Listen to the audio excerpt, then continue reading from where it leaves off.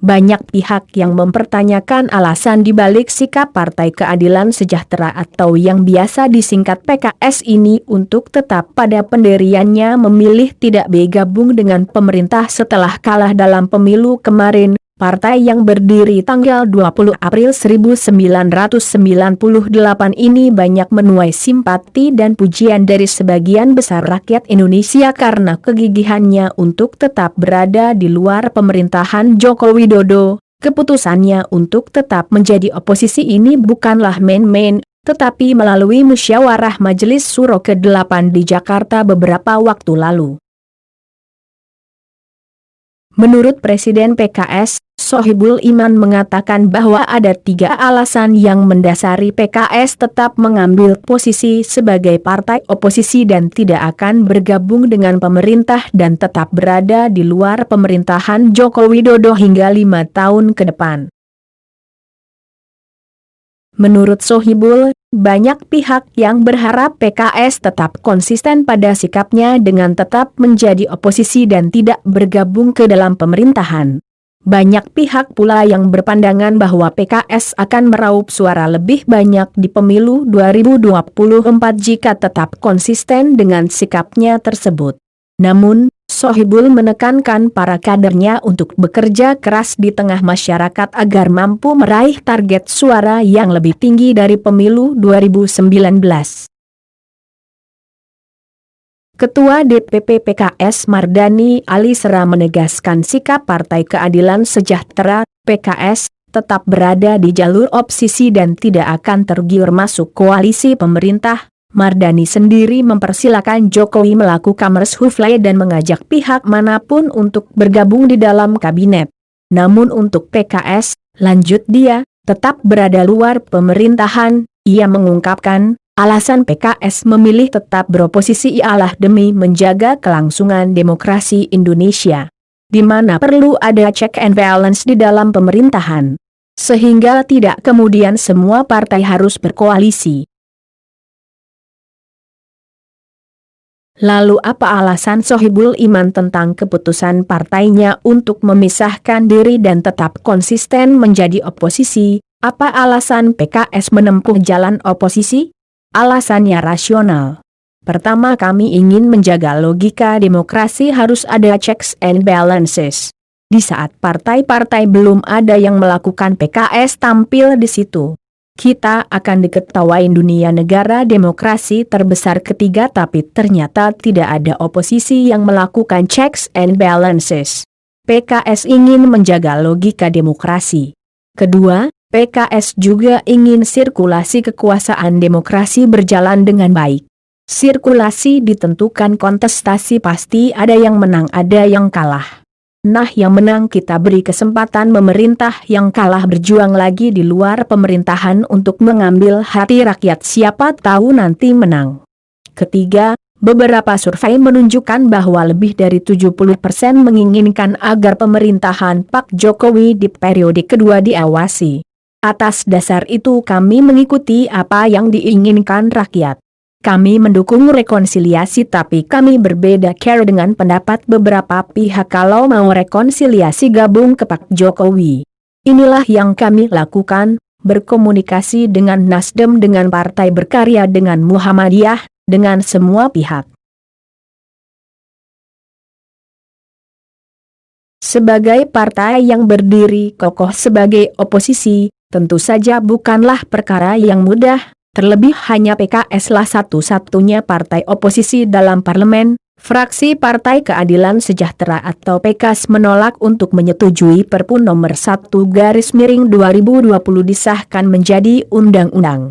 Partai Gembira ini memberikan 22 pendapat atau catatan yang disederhanakan dalam 4 poin. Pertama, fraksi PKS setujui karena Perpu nomor tahun 2020 ditangguhkan karena bertentangan dengan pasal yang bertentangan dengan UUD Negara Republik Indonesia tahun 1945. Hanya fraksi PKS menolak hal ini terkait dengan wewenang pemerintah dalam penetapan APBN yang mereduksi wewenang DPR, dan hukum yang terkait dengan keuangan negara. Sebagaimana tercantum dalam pasal 12 ayat 2 tentang perubahan postur dan garis miring atau anggaran pendapatan dan belanja negara atau APBN dalam hubungan keuangan. Negara hanya mengatur dengan atau berdasarkan peraturan presiden. Hal ini menurut PKS telah menghilangkan kewenangan serta peran DPR dan membuat APBN tidak mengatur dalam undang-undang atau yang sesuai. Berdasarkan UUD NRI tahun 1945 pasal 23 ayat 1 telah menetapkan kedudukan dan status APBN adalah undang-undang yang ditetapkan setiap tahun. Kemudian RAPBN harus disetujui oleh Presiden untuk dibahas dan disetujui oleh DPR dan ditegaskan pasal 23 ayat 2 dan ayat 3 UUD RI tahun 1945.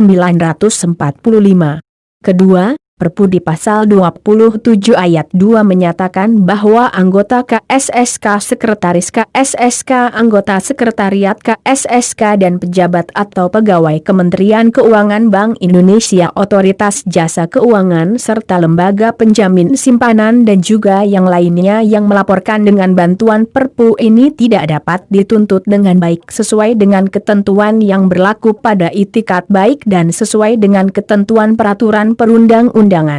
Ketiga, fraksi PKS mencermati terkait dengan batas atas defisit yang tidak ditentukan akan mereduksi prinsip kehati-hatian dalam pengelolaan keuangan negara. Perpu nomor 1 tahun 2020 dalam pasal 2 membahas anggaran defisit yang melampaui 3% dari PDB.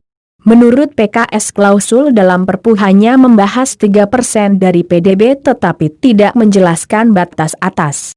Tidak ada batas atas dalam penentuan defisit APBN terhadap PDB, terkendali menjadi tidak terkontrol dan dapat membuat belanja APBN menjadi tidak bijaksana atau memenuhi tidak kehati-hatian dan membengkaknya pengeluaran. Selain itu juga tersedia yang sesuai kepentingan keperluan belanja lain yang tidak tepat dan tidak perlu. Batas atas defisit perlu agar ada kepastian hukum dan agar risiko keuangan harus terukur dan dikelola. Keempat, fraksi PKS juga menentukan bahwa harus ada jaminan untuk menyelamatkan skandal penyimpangan keuangan negara atas dana pensiun yang telah menghasilkan dana mahal dan telah memastikan masyarakat atas trauma krisis ekonomi 1997 sampai 1998. Penyimpangan ini telah membebani negara lebih dari Rp650 triliun ditambah dengan beban bunganya.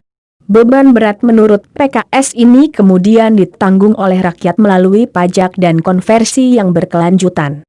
Sementara itu segelintir kelompok konglomerat menikmati kebijakan yang tidak adil dari fasilitas BLBI dan obligasi rekap dan tetap menjadi penguasa modal pasca reformasi sampai sekarang. Mereka tetap memiliki hak istimewa untuk menjadi oligarki ekonomi dan modal yang lebih penting daripada membahas sosial dan politik hari ini. Fraksi PKS menolak mempertaruhkan dana talangan dari keuangan negara atas kerugian bank swasta, juga lembaga keuangan, tulis PKS dalam berita yang disampaikan Ketua Badan Anggaran atau Banggar DPR Said Abdullah. Dengan pertimbangan tersebut, fraksi PKS mendorong pemerintah agar mengganti Perpu nomor 1 tahun 2020 dengan Perpu yang mempertimbangkan dan memasukkan poin-poin dalam pendapat mini fraksi PKS di atas agar tidak menimbulkan masalah yang berkaitan dengan keuangan negara dan negara di kemudian hari.